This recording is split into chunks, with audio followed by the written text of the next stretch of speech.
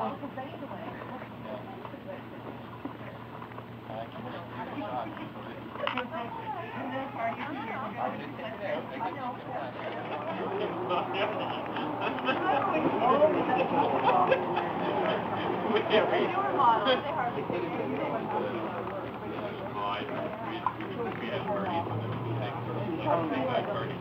we're going to start in about less than 10 minutes. If you guys want some coffee and stuff, come on in, but we're trying to get organized at this point, so.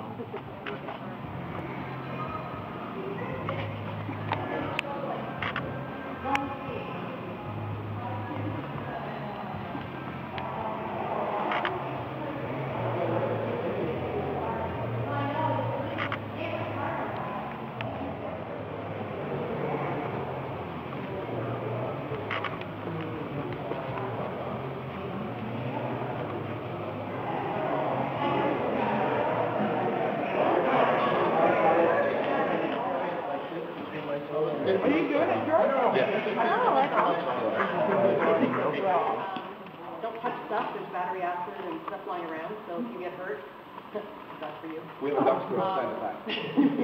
We didn't sign a waiver. And I'm sure questions, you can ask some questions. We'll have a little break around 1 o'clock. So you can break that. Depending how fast and Yeah. how many questions you guys have, we should breeze through it. How long do you think this is going to? It should take usually a first service. It's usually about an hour and a half. So say 2.5 to 3 hours. Yeah. No, it shouldn't be that bad. And you got to have one of those at home. Yes, you guys need to have one of these. I've walked into people's houses and I've seen them servicing their scooter in the garage, especially in the dead of winter, and the garage door is closed. Guess what? Yeah. One day, that guy's going to be lying down on the floor with his scooter. Having a nap. Yeah. Especially when it comes to us, is we check its charging ability. You might not see it, or you might not feel it, or you might see it only. You might only see it, let's say, in an early morning cold start. You'll notice your scooter sometimes with a bit of a lag, telling you that your battery is exposed to the elements, which is cold. So there's a cold cranking app that comes out of a battery. What happens is the element of cold affects your battery. So if it's outside instead of in the garage, it will ruin the power ability of the battery. That's when you get up to our scooter, starting it back up, playing around in the parking lot. The battery isn't charging. The battery's withdrawing. So by you guys playing with light, starting it over and over again, the battery's just getting drawn and drawn. That's why you get that odd or weird case where I just bought my new scooter and my battery's dead. Yeah, you killed it. You didn't know better, but it died by accident. So a basic quick charge might bring it back to life, or a beautiful long ride. And automatically they change this for you. Automatically. And they make sure that they clean out your plug. Some plugs are magnetic, so they'll store a lot of the minerals and all any filings that came off will be stored into the plug. And make sure you guys experience untorquing this, because a simple $75 oil change turns into a nightmare. If you over torque these, it'll split the engine case in half.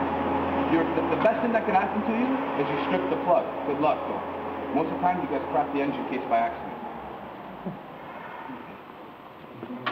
At the same time, to speed it up for you guys, as you're waiting for your quick loops and services, they try to do more than one thing. They don't just sit there and wait for the oil to drain. You'll see them checking tire pressures. So it'll actually allow the oil to drain for the amount of time that you're doing the service. Most shops will just and it's done. No, you don't do that. You let it take its time. The best thing would be if the machine was a little warm, not hot, that you burn yourself. And you should wear a latex glove, guys, because if you don't use oil, it's pretty contaminated. It can actually hurt your skin. And some people are really allergic. It's pretty clean. It's usually 500 mil. 300, depending on the scooter, right? I've seen my scooter leak oil. That's why I wondered. No, your scooter leaked gas. Well, it's leaked both, but it was. But I wondered, it looked like a lot to me, so I thought it would hold a lot. Just came out. Yeah, It's exactly. almost done. So you let it drain and drain. You should actually take the filler and level check plug out, just to create a volume of air going through, so that it'll actually flush it right out. Yeah, I should add that it was my fault that it leaked gas and oil. Okay, yeah. It's okay. So there is a different type of lubricant that goes in the rear end, right? It's more of an 80 weight, like a thicker, more stinkier kind of oil. That, if you look in your maintenance books, isn't a highly replaced fluid.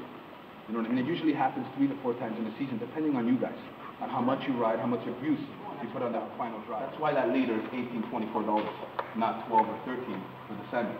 But usually semi-synthetic is the best. After your first service though, the oil that actually comes with your machine, by the way, there is oil that actually does come with it. It is down though for the shipping issue, so that we do have to add it. In your PDI, that's what you guys are paying for.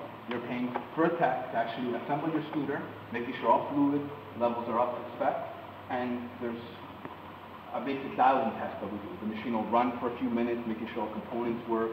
The technician will go around the block or the city up to 8 kilometers to make sure your brakes work properly. There's no worse thing than you picking up your brand new scooter, maybe it's never happened to you guys, and you go to leave and you have to do an emergency stop, and your scooter doesn't stop. Because from the factory, they ship and spray with almost like a satin oil. These things are sitting in crates on the ocean. Salt comes into play. That's why when you get your scooter, sometimes you'll find a little film, anything.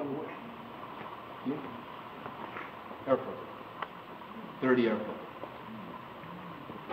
So A, they get washed and cleaned, or B, replaced, depending on the client.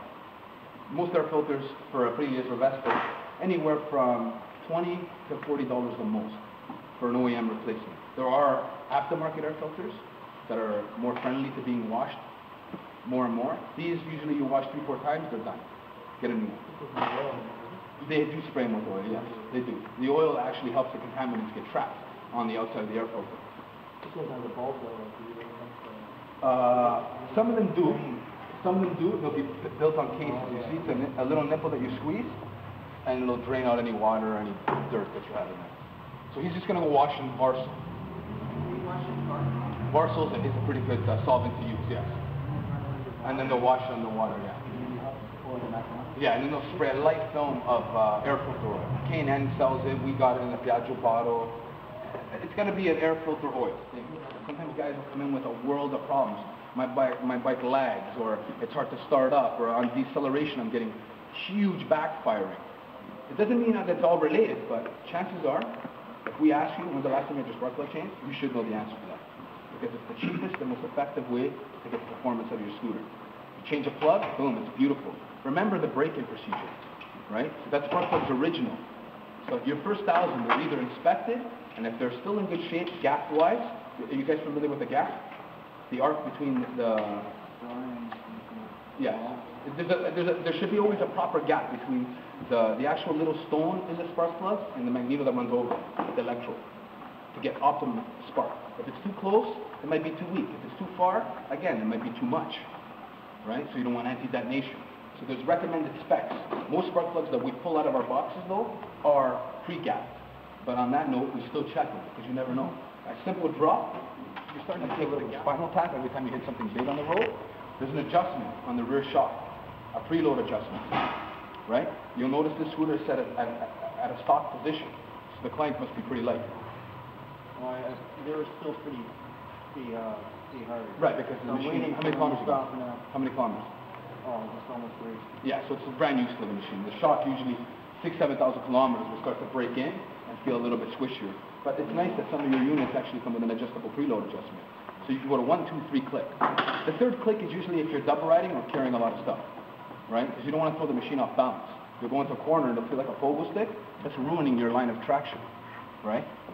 Some guys will soften it up when it gets a little bit rainy, so that the back end absorbs the bumps nice and plush. The worst thing that could happen is it's really stiff for you on a nice and everyday hot day. Gets a little bit rainy, you go into a corner, it can't absorb that bump so nice. It'll slide on that bump instead of, absorbing it. And you'll tuck the back end of the front end and you're on the ground. It's like an excessive. You know that your battery power is good because the scooter, as soon as you hit it, it's got lots of But it cranking. doesn't start. Okay. But it doesn't start. It's very... Because you know yourself that a day ago or a week ago, it was giving me problems and I might have flooded it. Or you might have a little infant that's around the house, or a little kid that loves your scooter. So you'll find a lot of people walk in the store, and they'll start to go grab a fistful of gas. They'll start doing that to the car. What is that doing? Especially if it's carbureted. It's delivering fuel into the cylinder. That fuel is now building up on the top of the piston, just chilling, waiting. At the same note, you just show up the owner and go to hit it. And what do? Deliver more fuel. And it dies. It's done. The plug is fouled. But it will start again, just a little harder. Right?